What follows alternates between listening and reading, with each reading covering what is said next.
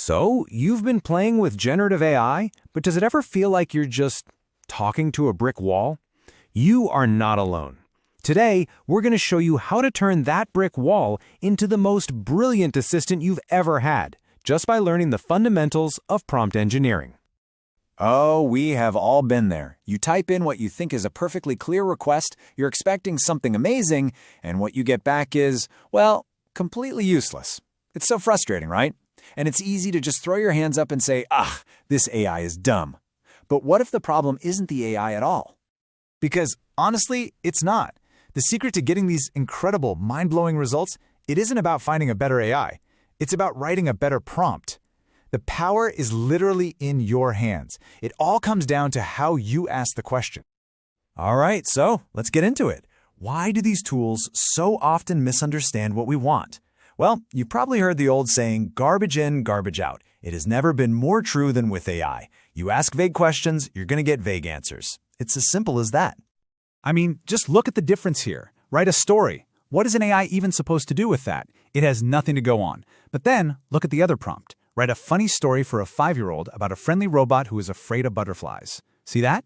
We just gave it a genre, an audience, a character, and a conflict. The difference in what you get back is going to be night and day. This, right here, is the #1 mistake most people make.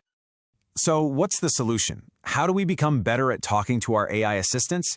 Well, it turns out there's a name for this skill. It's called prompt engineering. And really, it's just the art of giving really, really good instructions. To get technical, it's the process of structuring an instruction to get a better output.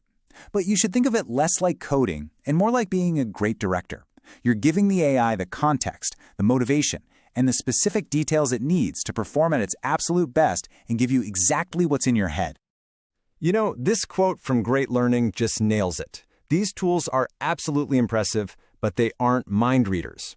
As powerful as they are, they can't guess what you're thinking. They can only work with the words you actually give them. Here's the best way to think about it. Imagine you have an assistant.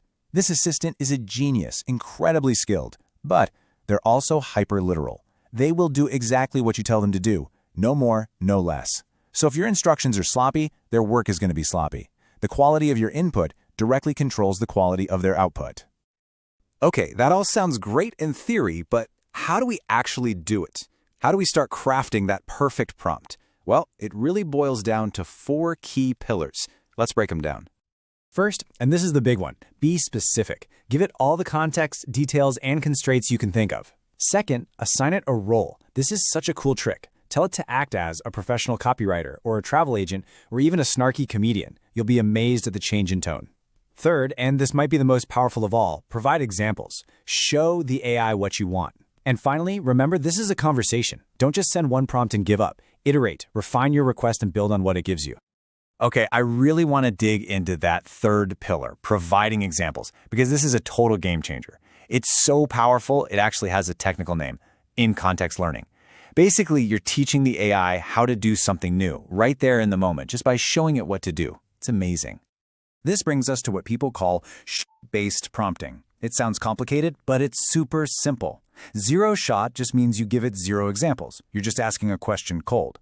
But few shot is where you provide 2, maybe 3 examples to guide it. And that, my friends, is where the real magic happens. Let's look at a really concrete example to see just how big a difference this makes. We're going to do a simple sentiment analysis task. You know, just figuring out if a piece of text is positive, negative, or neutral. So, here's our 0-shot prompt. We just ask it straight up. Classify the sentiment. I think the food was okay. And yeah, it'll probably come back with neutral. It's a good guess for sure. But we have 0 control over how it gives us that answer, and its accuracy can be a bit of a coin toss. Now, watch this. We just add one single example before our question. This is what we call one-shot prompting. We show it that the product is terrible means negative. And just by doing that, the AI's output becomes way more reliable. It's starting to see the pattern we want. But here's where your mind's going to be blown. This is few-shot prompting. We give it a couple of examples, but look closely. We've also shown it a very specific format. We want the answer in JSON with a label key. And what does it do? It follows our examples and our formatting perfectly. This is absolutely critical if you're trying to build AI into an automated workflow. Okay, so you've got the basics down. Ready to level up? Because once you're comfortable with all this, there are some more advanced techniques that can help you tackle really complex reasoning tasks. One of the most powerful is called chain of thought prompting. All it really means is asking the AI to think step by step. You're basically telling it, hey, don't just jump to the answer, show me your work. And for anything that involves logic or math, oh man, it makes a world of difference. Okay, let's see it in action. Here's a simple logic puzzle about odd and even numbers. We ask the AI for the answer straight up and it gets it wrong. It rushes to a conclusion, makes a quick addition error, and gives us the wrong answer. But now, watch this. We ask the exact same question, but we add this little magic phrase, solve by breaking the problem into steps.